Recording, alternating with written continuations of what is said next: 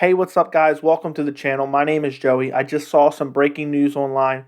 Apparently, Paulo Costa will take on Jared Cannonier August 21st. I'm assuming it's a main event, but we don't know for sure yet. What an absolute amazing middleweight fight that they just booked.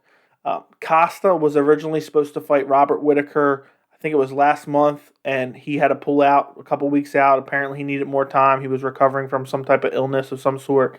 And instead of the UFC pushing the fight back, they still wanted to keep a main event, so they put Kelvin Gastelum in to fight Whitaker instead. Obviously, Whitaker went in and outclassed Gastelum. So that kind of left Paulo Costa the odd man out.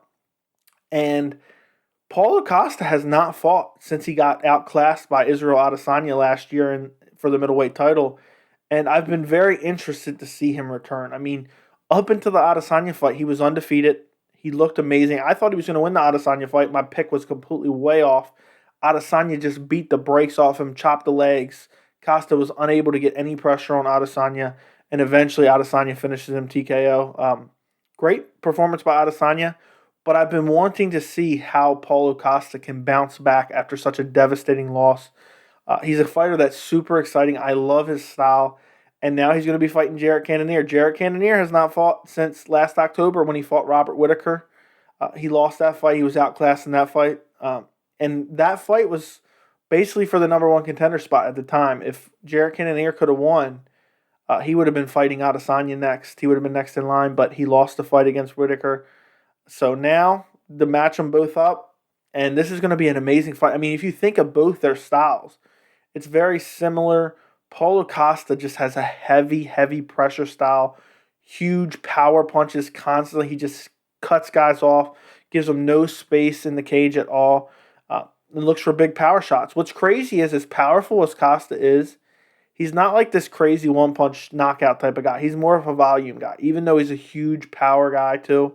And Cannonier probably has more power than Costa, and he's probably a little bit faster. I don't know. It's hard to say. But what a fun matchup this will be.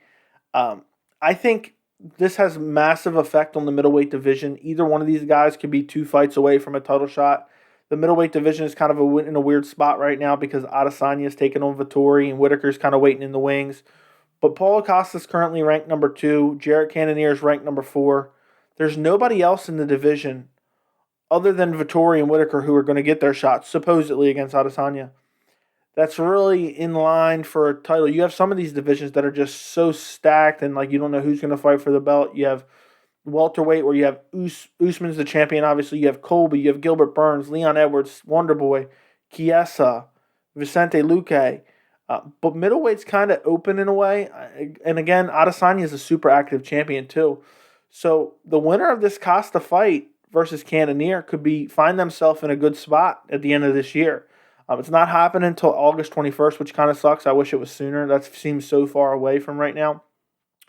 But I think the fight will be a lot of fun. If I had to give my early prediction for this fight, that's really hard. I think I'd probably go Paulo Costa. I think it would be a very fun fight. This is one of those fights where I would be like maybe 60-40 Costa. Because I think Cannonier has a lot of tools and he could win. He has nasty one-punch power. He has great leg kicks. He's such a ferocious guy. But Costa has pretty good cardio. He has nasty volume, and he has decent power. You know, he's not a volume guy who kind of has soft punches like a Colby Covington. He has decent power, and he has nasty volume, and he has a great chin, too. We've seen that in the crazy old Romero fight. So I would lean Costa. But I reserve the right to change my mind when the fight gets a little bit closer and I make my prediction video. Who knows, I might change to Jared Cannonier. But my initial impressions, just off the top of my head, I think I would go with Costa. But what a fun matchup that will be.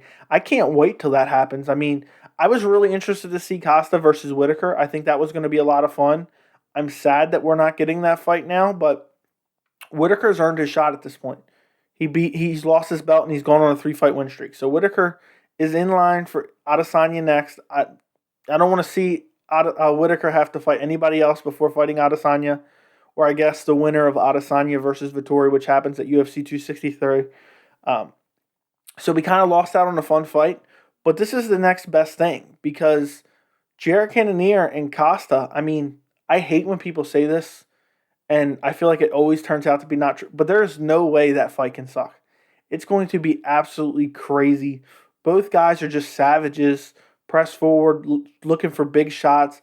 Cannonier has some great leg kicks. Um, and the division right now is kind of weird because you got Whitaker sitting at 1, who's obviously waiting for the title shot, and he just fought Kelvin Gastelum. Then you got Costa, obviously. Then you got Marvin Vettori, who's fighting Adesanya next. Then Cannonier. So basically, the first 2 guys in the top 5 that aren't taken are fighting each other. You got Derek Brunson. I just don't think Derek Brunson is title contender worthy at all. I think Derek Brunson is just the little bit better than a middleweight gatekeeper, maybe the middleweight title keeper. I mean, because he's better than a gatekeeper in my opinion, and I know that kind of doesn't make sense, but he can beat some very high quality guys and elite guys in the middleweight division. But he just can't. He's not going to be able to compete with guys like Whitaker or Adesanya, in my opinion. Then you got Darren Till, who's always injured, who I actually just made a video about. I think he could be potentially fighting Luke Rockhold next. You got Jack Hermanson, who's supposed to be fighting Edmund Shabazi and was originally supposed to be on UFC 262, but is now going to be the following week after that. And then you got Uriah Hall, who just fought Weidman in that crazy leg break incidents. So I think this is really the fight to make, and I really believe it's going to be a lot of fun. I don't think either guy is going to try to take it to the ground, and I think it's just going to be an all-out striking battle, and who can connect first on the other's chin and potentially put him to sleep. And who knows? Both guys have a very good chin. Jared Cannonier absorbed a lot of damage from Robert Whitaker in his fight in October. And this could be a fight where we kind of end up like Costa versus Yoel Romero, which was one of my favorite fights that year. And it could be both guys slinging, throwing heavy punches, landing on each other's chins, and just neither guy going away at all. So it could be a super fun fight. Let me know in the comments what you think of this fight. Also, let me know your early prediction. Now you have mine. I might change my mind. I'm not sure. But I just wanted to put out this video because I saw the fight announcement. I'm super excited about it. The UFC's matchmaking this year has been very good. I'm so excited for UFC 262 this Saturday. So make sure you guys go check out my prediction videos for that card. I'll put the links in the description for them. Thank you so much for watching. Make sure you like the video, and I'll see you in the next one.